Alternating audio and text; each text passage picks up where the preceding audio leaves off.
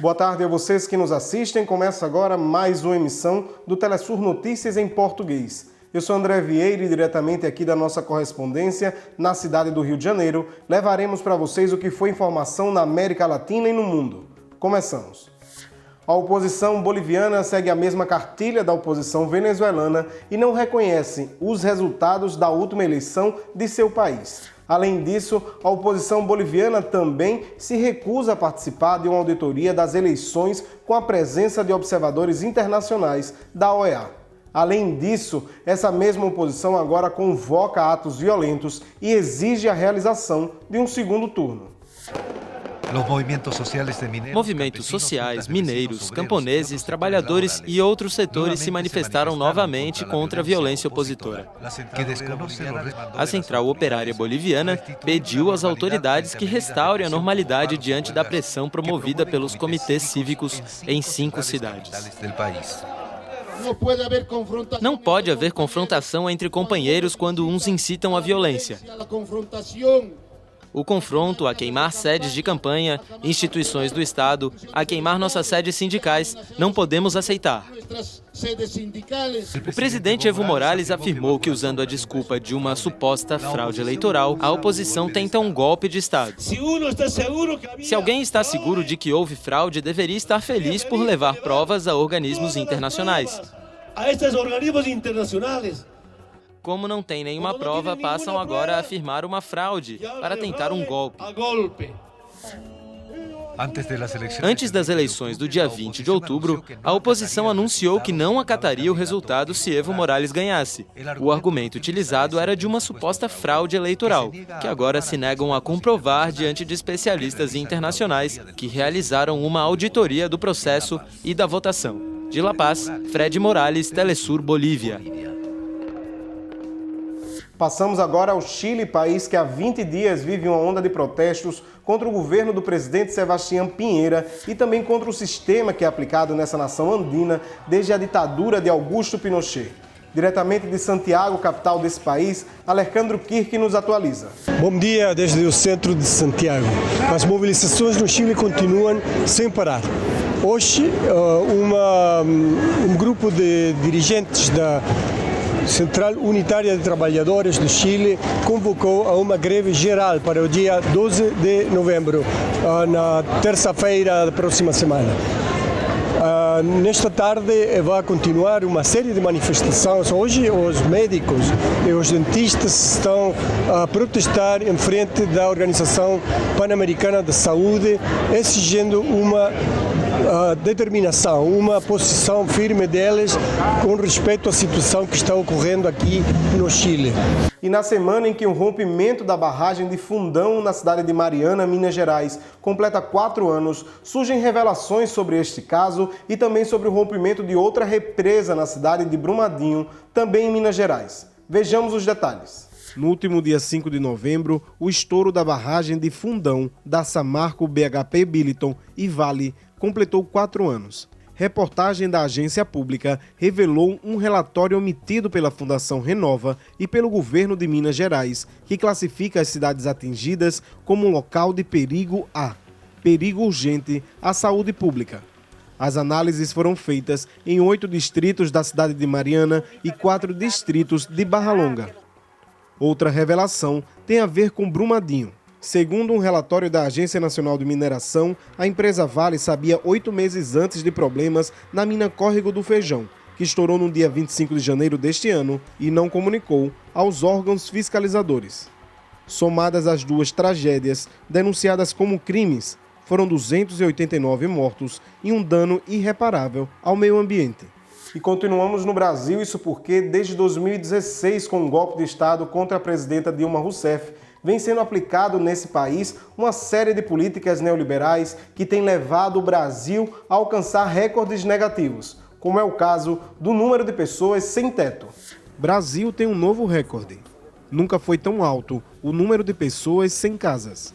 Em todo o país, faltam 7,7 milhões de casas, segundo dados oficiais.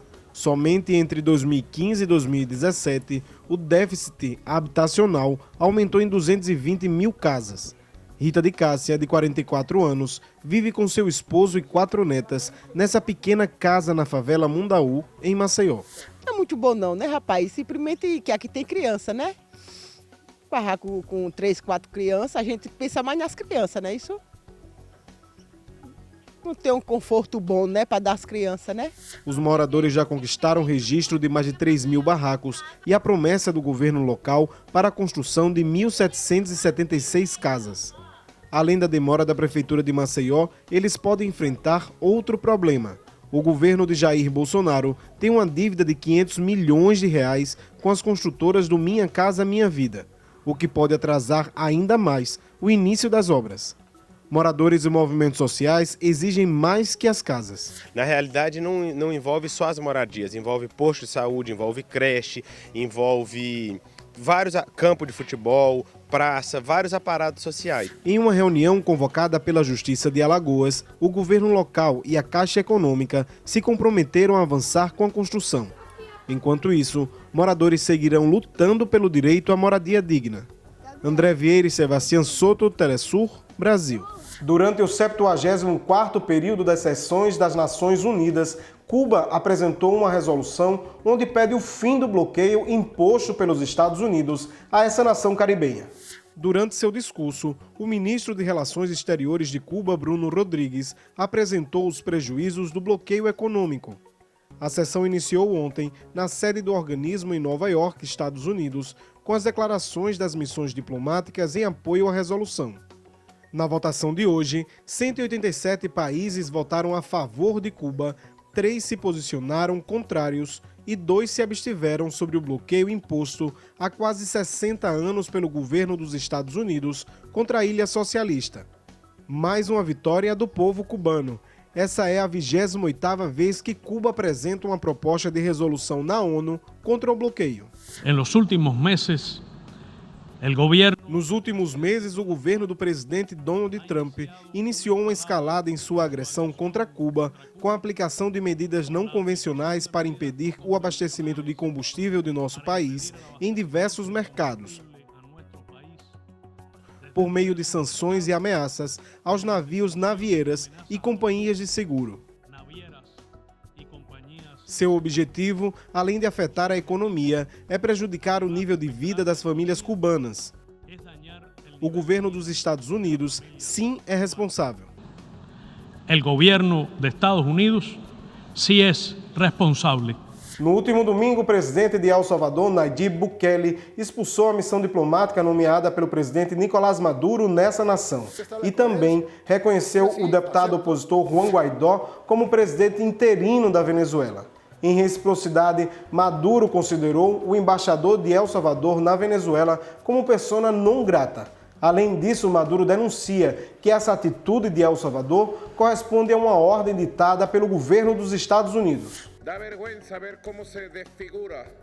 Me dá vergonha ver como se desfigura, se derrete frente ao imperialismo uma pessoa que chegou à presidência da República com alguma esperança para o povo salvadorenho. Mas a história é a história, e da história você não se salvará, Bukele. Seu lugar é de um traidor e bobo do imperialismo. Simples assim. O repúdio também veio dos movimentos sociais, que criaram um comitê permanente para defender a embaixada da Venezuela aí em El Salvador. Além disso, o ex-presidente Salvador Santos também criticou essa que é uma decisão inédita na diplomacia de seu país. E em Venezuela, o presidente Nicolás Maduro. Na Venezuela, o presidente Nicolás Maduro é um presidente eleito pelo povo. E o senhor Guaidó é E o senhor Guaidó, uma pessoa imposta. Não se pode reconhecer este governo. Nós sempre nos posicionamos contra na OEA que essa organização defendesse os interesses dos Estados Unidos. Que a todo custo quer atingir o governo da Venezuela. Nesse sentido, acho que foi uma decisão equivocada. E na Colômbia, uma denúncia mostrou que uma ação policial ocorrida em Caquetá, sul do país, deixou 7 menores de idade mortos e provocou a queda do ministro de Defesa Guilherme Boteiro. O bombardeio aconteceu no dia 19 de setembro e até a denúncia, o governo de Iván Duque mantinha essa ação em sigilo. Diretamente de Bogotá, Colômbia, nosso correspondente Hernán Tovar nos amplia a informação neste momento. Foi apresentada uma moção de censura contra o ministro da Defesa depois das denúncias de que as forças militares bombardearam um suposto acampamento de dissidentes das Farc, onde foram mortas 8 crianças. Também por pressão de setores sociais, de defensores dos direitos humanos e políticos, o ministro apresentou sua carta de renúncia, que foi aceita pelo presidente da República. Em seu cargo, ficou o atual comandante das forças militares. Tudo isso é um escândalo que significou a queda do ministro de Defesa aqui na Colômbia. Passamos agora para a Ásia, isso porque a Tailândia foi palco da 20ª reunião da Associação de Países do Sudeste Asiático. Um momento para que 7 nações pudessem debater sobre seus acordos de cooperação internacional. Mianmar, Vietnã, Filipinas, Laos, Malásia, Camboja, Brunei, Singapura, Indonésia e Tailândia conformam uma das maiores alianças econômicas da região. Em 2017, 590 trilhões de dólares em intercâmbio comercial. E nessa edição da reunião anual da ASEAN, os Estados Unidos tiveram um revés diplomático. Depois que Donald Trump negou pela segunda vez participar do encontro, apenas representantes de 3 nações decidiram reunir-se com Robert O'Brien, substituto de Joe Bolton como assessor de segurança nacional da Casa Branca. No próximo domingo, os espanhóis deverão eleger novamente o presidente do governo. Isso porque Pedro Sánchez, atual presidente do governo, não conseguiu uma aliança majoritária no parlamento e deverá disputar sua reeleição pela segunda vez pelo Partido Socialista Obreiro. Diretamente de Madrid, na Espanha, Eduardo Marim nos amplia a informação nesse momento. Eduardo.